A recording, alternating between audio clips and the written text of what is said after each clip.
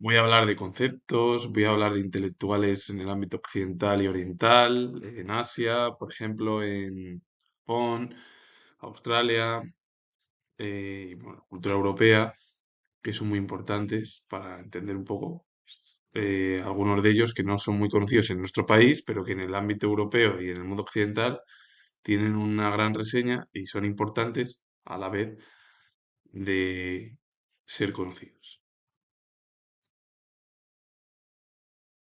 La ética ambiental es la rama de la filosofía práctica y reflexiona críticamente sobre los fundamentos de nuestros deberes hacia la naturaleza. Su función es cuestionar paradigmas como el antropocentrismo, que es el hombre como el centro de todo, ya hasta del universo se podría decir, como se hablaba en la Edad Media. Yo entiendo que está muy bien, o por ejemplo lo del frente al biocentrismo o fisiocentrismo, que es la naturaleza como valor intrínseco, es decir, el biocentrismo o el fisiocentrismo lo que destaca es la naturaleza por encima de otras cosas. Está bien eso, pero no podemos llevar tampoco a pegar de que, para mí mi opinión es que hoy en día la estructura es el ser humano, ser humano, ser humano. ¿Y qué pasa? Yo mi pregunta, siendo historiador, ¿no hay más seres vivos en la naturaleza, en los diferentes continentes que existen? Hombre, pues claro que sí, pero debe ser que todo está relacionado con el humano y nada es así. Yo entiendo que cuando estábamos, o bueno, se estaba en la historia con la Edad Media, pues oye, era lógico que se cambiase el ámbito del teocentrismo por el antropocentrismo, es decir, cambiar al ser superior, que es Dios, por ser humano y poner en el centro del universo. Pero hoy en día, nada más que es humano, humano, en todos los documentales, incluso hasta que se hacen en el ámbito de los animales y las plantas, es decir, flora y fauna, es totalmente el ser humano. Es verdad que se habla también del resto de seres vivos, pero el ser humano siempre como cabeza visible. Entonces, de verdad que, tenemos una estructura hoy en día en una sociedad de que el ser humano, el ser humano, el ser humano, ¿verdad? Que también viene de la herencia de la edad moderna occidental y europea. La moral ambiental se refiere al conjunto de normas, valores y costumbres que una sociedad adopta en su vida cotidiana para regular el comportamiento individual respecto al ecosistema. Es la moral vivida, manifestada en hábitos como el reciclaje y el ahorro de agua, es decir, cómo nosotros los seres humanos ayudamos al planeta o a la naturaleza o a los ecosistemas. Si se lleva a cabo, pues el ahorro de agua por un lado, el reciclaje por otro lado, es decir, si hacemos eso, pues también contribuimos, quien lo haga, a ayudar al medio ambiente y al planeta. El antropocentrismo considera al ser humano como el centro y medida de todas las cosas. El valor de la naturaleza se mide únicamente por el servicio de utilidad que presta a la humanidad. La etimología proviene del griego antropos, que significa ser humano, kentron, que es centro, e ismo, doctrina. Y el antropocentrismo es centrarse en que el ser humano es todo y la principal figura. Todo viene por el humanismo, el renacimiento, el barroco, el neoclasicismo de la Ilustración, el romanticismo, el realismo y todas las vanguardias del primer tercio del siglo XX y después el arte ya durante la Guerra Fría. El problema es que el ser humano hace cosas positivas algunas veces, pero negativas las hace y de forma continua y está socavando, pues a veces, su propia extinción y encima provocando hasta problemas para el hábitat general del resto de los seres vivos. El biocentrismo otorga el valor moral a todos los seres vivos por el simple hecho de estar vivos. Sostiene que toda la vida tiene el mismo origen evolutivo y por lo tanto merece el mismo respeto básico independientemente de, de su utilidad para el hombre o el ser humano. La etimología proviene del griego, de bios, que es vida, kentron, centro, y el sufijismo, doctrina. El bicentrismo es centrarse en todos. Todos tienen la misma estructura, todos son seres vivos, están vivos, todos tienen la misma utilidad. Da igual para qué sea el uso o no, pero claro, el problema es que otra vez el biocentrismo recupera la idea del ser humano por encima de todo, prácticamente. Entonces, nada, es el ser humano por encima de todo. Yo entiendo que el ser humano esté por encima de algunas cosas, a lo mejor de cosas, de deidades, divinidades o cualquier cosa, lo entiendo. Pero ya de otras cosas de la naturaleza, porque al final, si tú hablas en el ámbito científico, el ser humano también es un animal. Entonces no tiene mucho sentido de solo poner al ser humano por encima del resto. El fisiocentrismo es una línea de pensamiento que otorga el valor propio a la naturaleza material, incluyendo lo inanimado, de forma independiente al ser humano. A menudo se asocia como un término paraguas para posturas que priorizan el orden natural frente al orden artificial. La etimología proviene del griego, physis en naturaleza, kentron centro y el sufijo ismo doctrina. Pero el fisiocentrismo lo que se centra es en todo lo que es natural y lo artificial no, porque lo artificial ha sido fabricado por el ser humano, entonces ahí sí aparta el ser humano, entre comillas, pero lo aparta. El ecocentrismo, a diferencia del biocentrismo, que se enfoca solo en los individuos vivos, el ecocentrismo da importancia al ecosistema en su conjunto, valora las relaciones entre los seres vivos y su entorno físico, ya sea el suelo, el agua, el aire, priorizando la integridad de los procesos ecológicos y la estabilidad de la biosfera. La etimología viene del griego oikos, que es casa u hogar. La tierra es el hogar de todos los seres vivos que existen, ya sean humanos, plantas, que es fauna, fauna no, flora, las plantas, y fauna. El paraguas es el utensilio portátil diseñado para proteger a la persona de la lluvia, puesto por una estructura de varillas cubiertas de tela. La etimología proviene de la palabra del español formada por el verbo parar, detener o proteger, y el sustantivo plural agua, que es lluvia. Quien lo popularizó fue el británico Samuel Fox, que fue industrial, el marco de metal en 1851. La sombrilla es el objeto para protegerse del sol, frecuentemente usado en la playa o terrazas, a menudo con funciones similares al paraguas. La etimología proviene del diminutivo sombra, proveniente que al final proviene del latín de subumbra, que es bajo la sombra. Entonces, un paraguas y una sombrilla serían algo parecido. Lo que pasa es que hay gran diferencia. Primero, una sombrilla se utiliza normalmente en el verano, cuando hace mucho calor, y cuando vas a la playa, por ejemplo, porque aunque también el paraguas se utiliza en los días calurosos en verano, sobre todo en el centro, interior, sobre todo en Madrid mucho, hay mucha gente que va con paraguas, sobre todo para protegerse del sol. Pero también eso, pero normalmente son para usos diferentes. En sí son lo mismo, muy parecidos. Lo que pasa es que el paraguas se utiliza para cuando hay lluvia, nieve y también para cuando hay sol, sobre todo en verano. Y la sombrilla se utiliza en lugares donde vas, por ejemplo, a las vacaciones, que normalmente en la playa o, por ejemplo, la piscina, si tienen la casa o tienen es comunitaria o no es comunitaria, eso ya depende y bueno, pues ahí también se utiliza la sombrilla. La biosfera es la capa del planeta Tierra constituida por agua, tierra y una masa delgada de aire, en la cual se desarrollan los seres vivos. Su etimología proviene del griego bios, que es vida, esfaria, que significa esfera o globo, y lo acuñó el geólogo austriaco Edward Schweitzer. La geología es la ciencia encargada de analizar la forma interior y exterior del globo terrestre, sus materiales constituyentes, su mecanismo de formación y las alteraciones que ha experimentado desde su origen.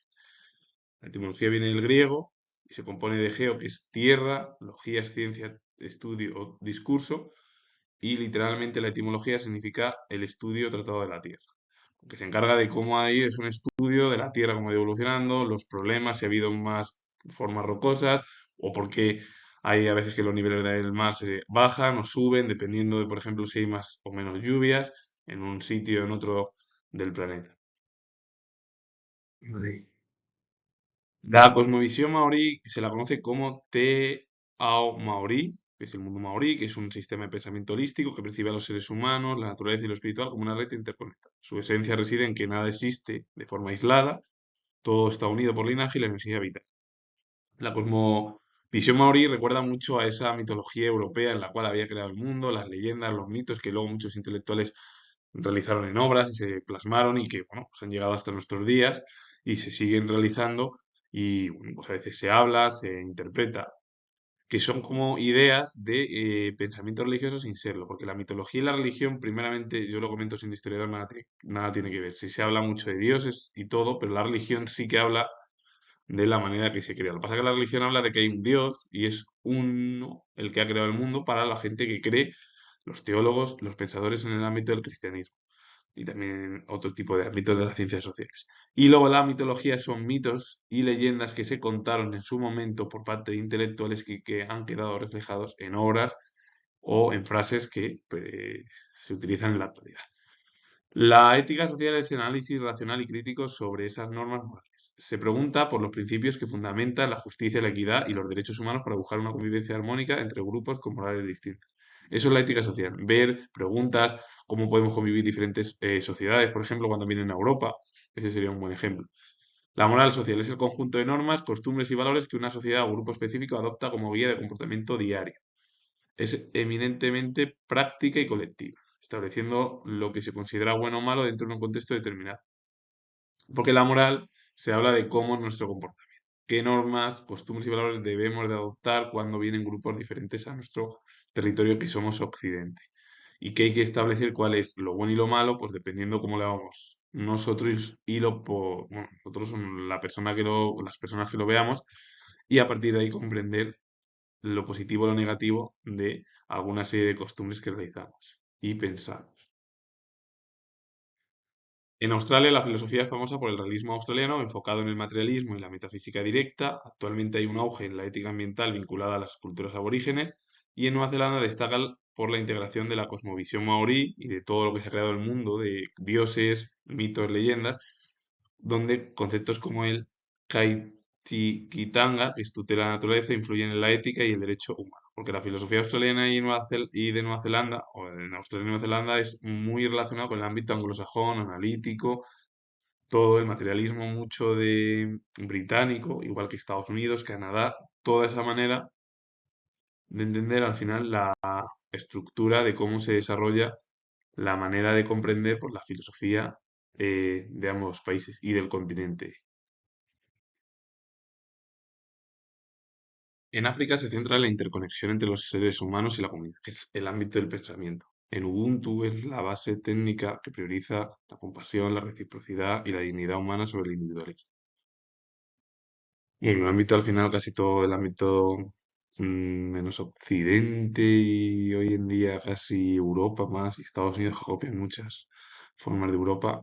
Europa es muy individualista, igual que Estados Unidos. Y el resto menos, pero también. Sobre todo el ámbito occidental. El ámbito oriental ya es diferente, aunque también hay individualismo. La etnofilosofía es el estudio de los sistemas y creencias tradicionales de pueblos como los Kan o los Yoruba, buscando la descolonización del pensamiento. Su etimología se compone del prefijo griego etnos, pueblo, nación o raza, y filosofía, que es el amor a la sabiduría. A la filosofía al final, filo es amor y sofía es sabiduría. Pues, al final, amor a la sabiduría por parte de los filósofos. En Japón se mezcla el sintoísmo nativo con las influencias continentales. El budismo zen enfatiza la meditación y la comprensión directa de la realidad a través del silencio. La escuela de Kioto, que destacó, por ejemplo, el pensador Kitaro Nishida, combinaron la filosofía occidental con Heidegger o Kant, con conceptos orientales de nada absoluto. El Ma es el espacio intervalo negativo y el Wabi Sabi es la belleza de la impermanencia. Son al final, en Japón hay estructuras occidentales y orientales a la vez. Samuel Fox fue industrial y hombre de negocios británico, conocido por desarrollar el marco del paraguas Paragon y el fundador de una acería en Stockbridge. Fue el que además acuñó el término de paraguas en 1851. Edward Suez fue geólogo austriaco, experto en geografía de los Alpes, fue el responsable del descubrimiento de dos características geográficas ya perdidas, como fueron el supercontinente Gondwana y el océano Tetis, que hoy en día ya no existe, están perdidos. Más cultura occidental, esta vez en Australia. John Jameson Caswell Jack Smart fue filósofo y académico australiano, fue nombrado académico como profesor emérito de la Universidad Nacional de Australia, trabajó en los campos de la metafísica, lo que está más allá de la física, como hablaban sobre todo los filósofos de la antigua Grecia, entre ellos Aristóteles. La filosofía de la ciencia analiza la racionalidad y el método científico. La filosofía de la mente explora la conciencia y la relación entre el cerebro y la mente. La filosofía de la religión cuestiona la metafísica y lo divino. Y la filosofía política investiga la justicia y el buen gobierno. Una de sus obras es Utilitarians for and Against de 1973. Un hombre que llevó a cabo la especialidad, aparte de ser docente, en muchas ramas de la propia filosofía y del pensamiento. Kitaro Nishida fue filósofo japonés, considerado usualmente como el precursor de la escuela de Kioto. Estudió filosofía en la Universidad de Tokio, se graduó en 1894, fue profesor de alemán en un instituto secundario en la prefectura de Ishikawa. Más tarde se convirtió en profesor de la Universidad de Kioto y una de sus obras es Pensar desde la nada, ensayos de la filosofía oriental.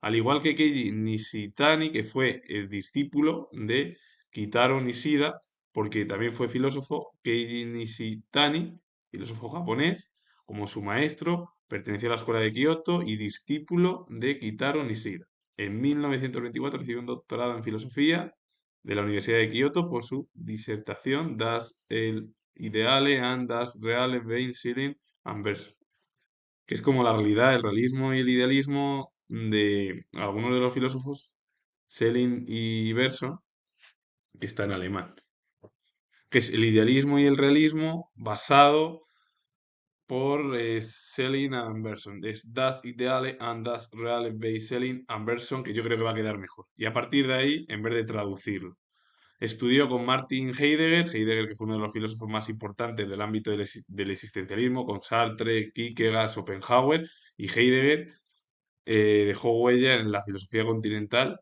europea. Además, ambos estuvieron juntos porque estudió Keiji Nishitani con Heidegger en Friburgo durante 2 años, entre 1937 y 1939, y una de sus obras es La religión y la nada. Kawasi Wiredu fue filósofo ganés, muy importante en África, y sobre todo en Ghana, que se le conoció principalmente por sus reflexiones sobre el África postcolonial, y la obra es A Companion to African Philosophy de 2003. A Companion es una guía sobre la filosofía africana. En China se basa en las tres enseñanzas que busca el equilibrio en distintos niveles. El confucianismo, que está enfocado en la ética social, la piedad filial, que la piedad filial es la virtud del respeto, obediencia y cuidado de los que los hijos deben a sus padres y a sus antecesores o antepasados, y el buen gobierno. Pero el confucianismo se basa en las ideas de la ética social, la piedad filial y el buen gobierno para llevar a cabo esas doctrinas de las que explicó el filósofo chino Confucio. El taoísmo propone vivir en armonía con el Tao, que es el flujo natural del universo, valorando la simplicidad, y el Wu Wei, que es la no acción. La etimología del término viene del chino Dao Jiao, que está compuesto por Dao, que significa camino, y Jiao es enseñanza. Entonces, literalmente, la etimología significaría la enseñanza del camino, la doctrina del camino, como pasa en la filosofía, por ejemplo. El budismo chino introdujo conceptos de vacío e iluminación que se fundieron con las tradiciones locales. La tradición china, japonesa y mucho del ámbito oriental está basada en la estructura del pensamiento religioso y también de la filosofía, a diferencia de la europea y occidental, que está más relacionada con el ámbito analítico, salvo que se relacione con el ámbito de la teología o la filosofía de la religión.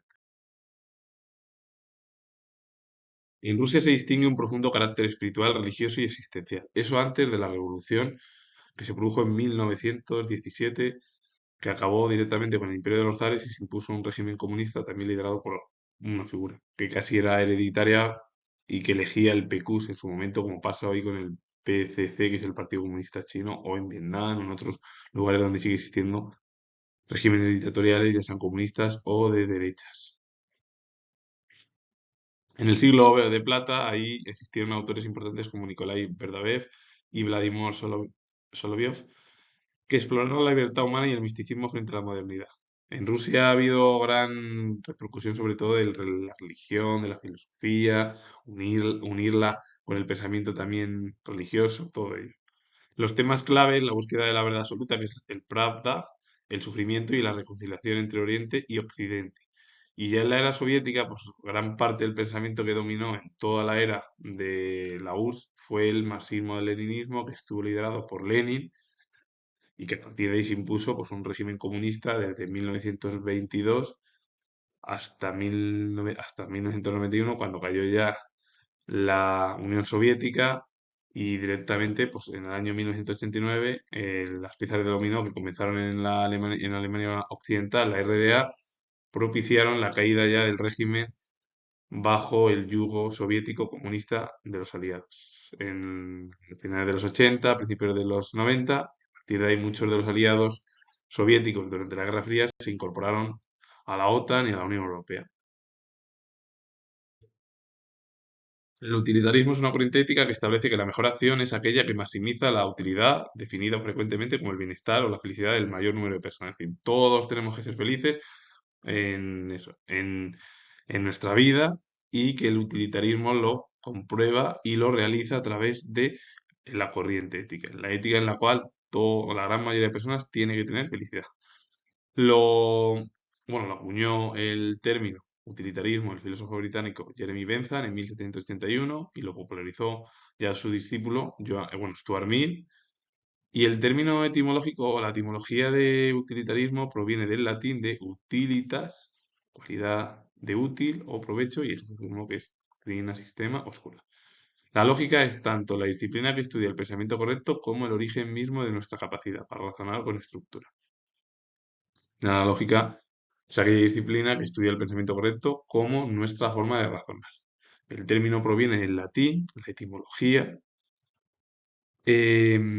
logicus, y está a su vez del griego logikos, que significa relativo al razonamiento o dotado de razón. Una persona que razona es aquella que tiene lógica porque lleva a cabo un razonamiento. Aunque a veces el ser humano se comporta como un ser animal irracional.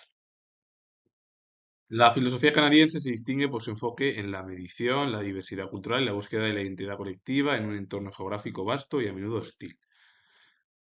La filosofía canadiense en realidad se dice mucho que viene de herencia británica, pero tiene la medición, la diversidad cultural, la búsqueda de la identidad colectiva en un entorno geográfico vasto y a menudo hostil porque hay pueblos pues muy que tienen sus propias costumbres pues de la cultura aborigen, otras ciudades como la capital y todo, y ciudades más cercanas al ámbito de las urbes, pues tienen otro pensamiento. Entre ellos podríamos hablar de Montreal, que es bueno, pues es una zona muy poblada y muy importante y sobre todo, bueno, pues ahí también hay mucho ocio, que a lo mejor zonas del norte de Canadá más arriba que son culturas, pues, relacionadas con la prehistoria, por ejemplo. La sociología de la comunicación es un área de la sociología que estudia cómo los mensajes, los medios y las tecnologías impactan en la estructura social y en la conducta individual. Su enfoque no es solo técnico, sino crítico. Analiza las relaciones de poder, la desigualdad y cómo se construye la realidad de la vida cotidiana. Porque la sociología de la comunicación influye en el conjunto de las personas a lo largo de los pensamientos que tiene cada uno y ahí a partir de ahí se va construyendo una propia forma de pensamiento cada uno. Con ello finalizo, comento que soy historiador y bueno, si os gusta este vídeo, darle a like, suscribiros, comentar, repito, no, que soy historiador y nos vemos en el próximo vídeo.